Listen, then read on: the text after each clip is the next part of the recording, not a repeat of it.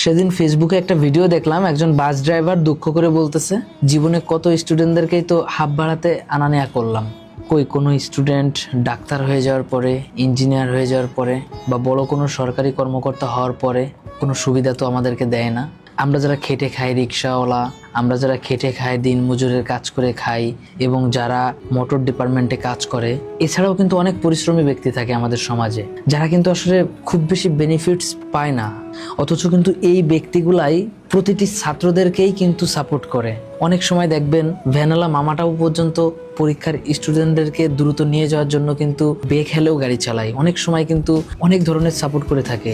তো এই মানুষগুলোকে আমরা যদি লেখাপড়া শেখার পরে আমরা যে কোনো একটা ভালো পজিশনে যাওয়ার পরে যদি ভুলে যাই, তাহলে কি সেটা উচিত হবে? কখনোই উচিত হবে না। দেখেন, আমাদের জীবনে কিন্তু সফল হয়ে যাওয়ার পরে মানুষ কিন্তু ওই নিম্ন শ্রেণী মানুষদেরকে কিন্তু মনে রাখে না। দেখেন, একটা স্টুডেন্ট যখন ডাক্তার হয়ে যাচ্ছে, তার চেম্বারের সামনে শত শত ভিড় লেগে থাকতেছে।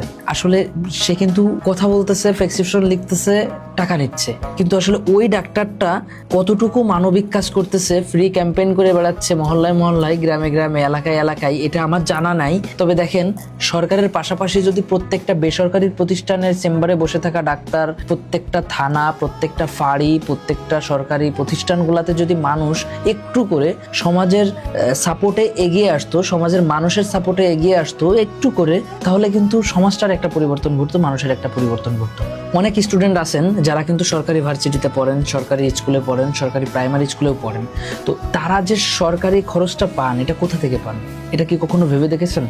সরকার যেই খরচটা চালায় প্রতিটা স্টুডেন্টের, এটা কোথা থেকে আসে? এটা কিন্তু আসে ওই রিক্সাওয়ালা মামা, ভ্যানওয়ালা মামা এবং সাধারণ খেটে খাওয়া প্রতিটি মানুষের ভ্যাট ট্যাক্সের টাকার কিছু অংশ থেকেই কিন্তু এই দেশের প্রত্যেকটা ক্ষেত্রে সেটা ব্যয় হয়।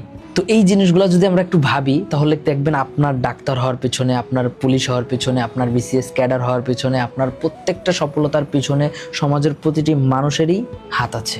এবং আপনার সফলতার পেছনে আপনার টাকা পয়সা, ধন দৌলত যাই হোক না কেন, সেই জায়গাতে প্রত্যেকটা দরিদ্র শ্রেণীর মানুষেরই কিন্তু হক আছে। তো আমরা এই হকটুকু কতটুকু পালন করি? দেখেন, মহান আল্লাহ তাআলার জায়গা থেকে কিন্তু জাকাত ফরজ করছেন, কিন্তু আসলে এই ফরজটুকু কিন্তু অনেক সময় কিন্তু পালন করতে আমরা মানুষরা ফেল করি।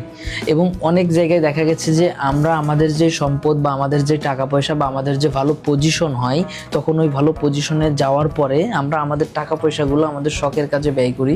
আমরা বিভিন্ন ধরনের ঘোরাফেরা, আলিশানভাবে চলাফেরা করতে ব্যস্ত থাকি। কিন্তু দেখেন, আমি 5 তলা বাড়ি করছি, কিন্তু 5 তলার নিচেই একটা বস্তি আছে, সেই বস্তিতে মানুষ খেয়ে আছে কি না খেয়ে আছে আমরা কিন্তু খেয়াল রাখি না। তো দেখেন, সমাজের শুধু পরিবর্তন আশা করলেই হবে না, সমাজের পরিবর্তন করতে হলে আমাদেরকে একটু মানবিক হইতে হবে, আমাদের চিন্তাধারার পরিবর্তন করতে হবে। দেখেন, ছাত্ররা পারে দেশ বদলাইতে, সমাজ বদলাইতে, প্রত্যেকটা জায়গাগুলাই বদলে ফেলতে, এবং ছাত্ররাই পারে আমাদের এই সমাজ এবং দেশকে সামনের দিকে এগিয়ে নিয়ে যেতে। তাই আমি বলবো, আজকে যে ছাত্র আছেন, কালকে সে ভালো না ভালো সফল ব্যক্তি হবেন, অথবা কোনো না কোনো ভালো সরকারি প্রতিষ্ঠান কিংবা ডাক্তার কিংবা ইঞ্জিনিয়ার কিংবা পুলিশ অফিসার কিংবা আর্মি, যে কোনো ভালো একটা পজিশনে কিন্তু প্রত্যেকটা স্টুডেন্টই কিন্তু চাকরি পাবেন। তো আজকে যদি আপনারা স্টুডেন্ট থাকা অবস্থায় যদি আপনারা নিয়ত করে ফেলেন যে আপনি হবেন দেশের সবথেকে বড় সম্পদ, আপনি করবেন দেশের জন্য সবথেকে ভালো কাজ, তাহলে কিন্তু এই দেশ সামনের দিকে অবশ্যই এগিয়ে যাবে। ধন্যবাদ, ভালো থাকবেন সবাই। আমার সংক্ষিপ্ত বিবরণটা আপনার যদি ভালো লেগে থাকে, অবশ্যই শেয়ার করবেন এবং ফলো করে পেজটার পাশে থাকবেন। আসসালামু আলাইকুম।